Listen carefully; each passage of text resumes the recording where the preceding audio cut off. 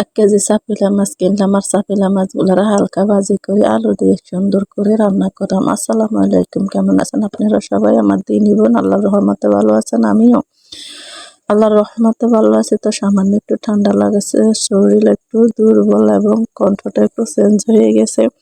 তারপরও কোনো ব্যাপার না, আলহামদুলিল্লাহ, আল্লাহ পাকের দরবারে লাখো কোটি শুকরিয়া আদায় করে যিনি আমাদেরকে ভালো কথা বলার এবং শোনার তৌফিক দান করুন, আমিন। শত ব্যস্ততার পরেও যাতে আমার মা বোনদেরকে আমি দিনের কিছু ভালো আলোচনা দিতে পারি, শুনাইতে পারি, আপনারা ধৈর্য সহকারে, মনোযোগ সহকারে আমার এই ভিডিওটা দেখবেন। আশা করি আল্লাহর রহমত আপনাদের উপকারে আসবে। মোবাইল খুললে নাচ গানের ভিডিও, মোবাইল খুললে অশ্লীল কথাবার্তা, মোবাইল খুললে শুধু খারাপ কিছু ছাড়া কি ভালো কিছু নেই। ভালো কিছু আছে, যদি আপনি ভালো কিছু চান, এই মোবাইলে কোরআন তালাওয়াত আছে, গজল আছে, ইসলামিক নানা ধরনের জ্ঞান অর্জনের সব বিষয় আছে। দেখেন, আমরা এই মোবাইল দিয়ে খারাপ কিছু চাওয়ার চাইতে, দেখার চাইতে ভালো কিছু দেখি, ভালো কিছু শুনে, যা আমাদের জীবনে উপকারে আসবে। আল্লাহ পাক আমাদের উপর 5 ওয়াক্ত নামাজ ফরজ করেছেন। একজন মুমিন ঈমানওয়ালা বান্দার ইসলামে সর্বপ্রথম ঈমানের পরে তার দায়িত্ব হচ্ছে 5 ওয়াক্ত নামাজ আদায় করা। আমরা তা গুরুত্ব সহকারে কতটুকু আদায় করতে পারতেছি, সালাতের কি ফজিলত রয়েছে, সালাতের কি গুরুত্ব রয়েছে, আজ আমরা এগুলা জানবো ইনশাআল্লাহ। আমার মা বোনেরা ধৈর্য সহকারে ভিডিওটা দেখবেন, আপনাদের মনের ভিতরে অন্তত একটু হলেও ভালো লাগবে। সালাত এটি আরবি শব্দ, দোয়া, দুরুদ, ইস্তেগফার, তসবিহ অর্থ ব্যবহৃত হয়। এখানে সালাত একটি বিশেষ ইবাদতকে বোঝানো হয়েছে। ফার্সিতে একে নামাজ বলে। নামাজ একটি গুরুত্বপূর্ণ ইবাদত। এই নামাজের অনেক ফজিলত রয়েছে, যেমন কোরআনে বলা হয়েছে, ইন্নাস সালাতা তানহা আলা ইনফালশাই ওয়াল মুনকার, নিশ্চয় সালাত অশ্লীল ও মন্দ কাজ থেকে বিরত রাখে। সূরা আনকাবুতের আয়াত। রাসূল সাল্লাল্লাহু আলাইহি সাল্লাম বলেছেন, নামাজ বেহেশতের চাবি। নামাজ আদায় করলে শরীর ভালো থাকে, সুস্থ থাকে, মনে শান্তি পায়, অলসতা ও বিচ্ছিন্নতা দূর হয় এবং আল্লাহ রাব্বুল আলামিন খুশি হন। ফলে জান্নাতের পথ সুগম হয়। সালাতের ফরজ মোট 13টি। বাইরে 7 ফরজ, ভিতরে 6 ফরজ। যেমন বাইরে 7 ফরজের ভিতরে শরীর পাক, কাপড় পাক, নামাজের জায়গা পাক, সত্তর ঢাকা, কেবলামুখী হওয়া, উক্তমত নামাজ পড়া, নামাজের নিয়ত করা, যেমন সময় যায় যায় এমন অবস্থায় নামাজ না আদায় করা, মানে সময় মতো নামাজ আদায় করা। ভিতরে 6 ফরজের ভিতরে তাকবীরে তাহরিমা বলা, কিয়াম বা দাঁড়ানো, কেরাতের অর্থাৎ কোরআনে মাজিদ সূরা তার অংশ সূরা মিলানো, রুকু করা, সেজদা করা, শেষ বৈঠকে আত্তাহিয়াত পড়া।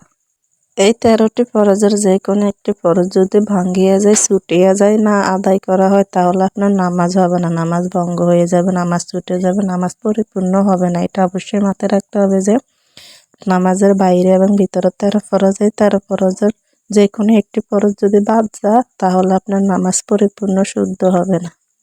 এবং এই নামাজে 14টি ওয়াজিব রয়েছে। এছাড়াও আরো 19টি কারণে নামাজ ভঙ্গ হইয়া যাইতে পারে।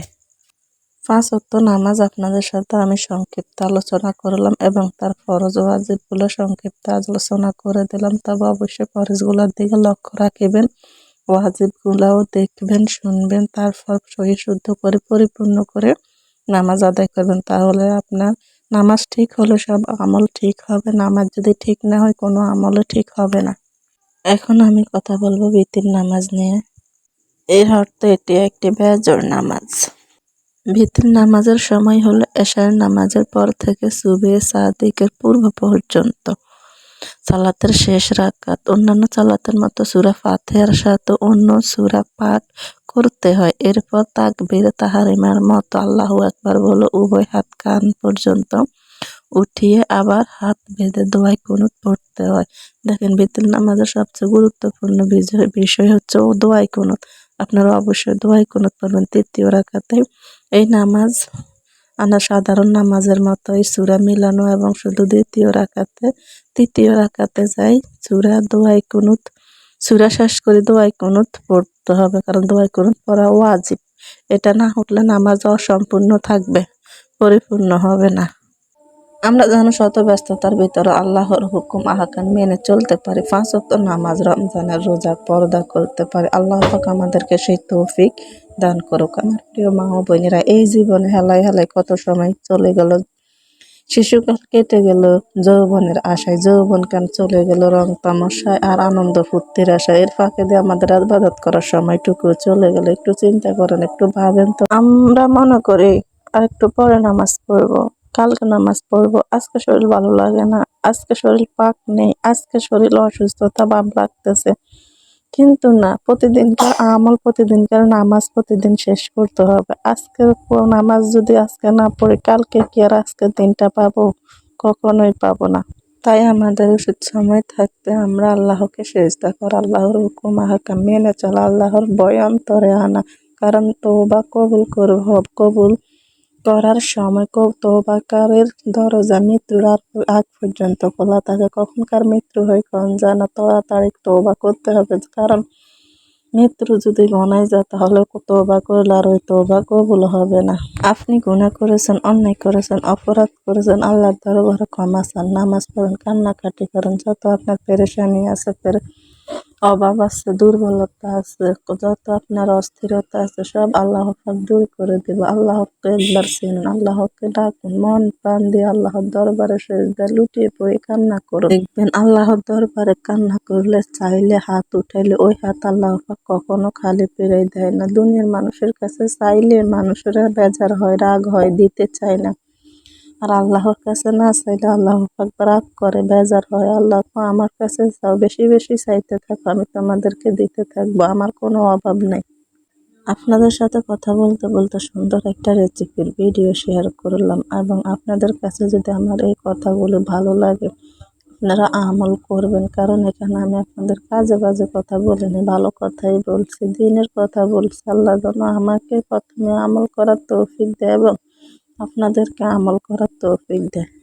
আপনারা আমার ভিডিওটি শেয়ার করে দিবেন এবং নিজেরা আমল করবেন। ভালো লাগলে সাবস্ক্রাইব করবেন, লাইক কমেন্ট করবেন, আমার পাশে থাকবেন, আমাকে উৎসাহ দেবেন। কারণ আপনাদের লাইক কমেন্টে আমার কাছ থেকে অনেক ভালো লাগে। আমার মনে হয় যে আমার দিনী বোনের অন্তত আমার ভিডিওটা দেখছে এবং বুঝছে এবং আমাকে একটা লাইক দিছে, একটু সাপোর্ট করছে, সাহস যোগাইতেছে।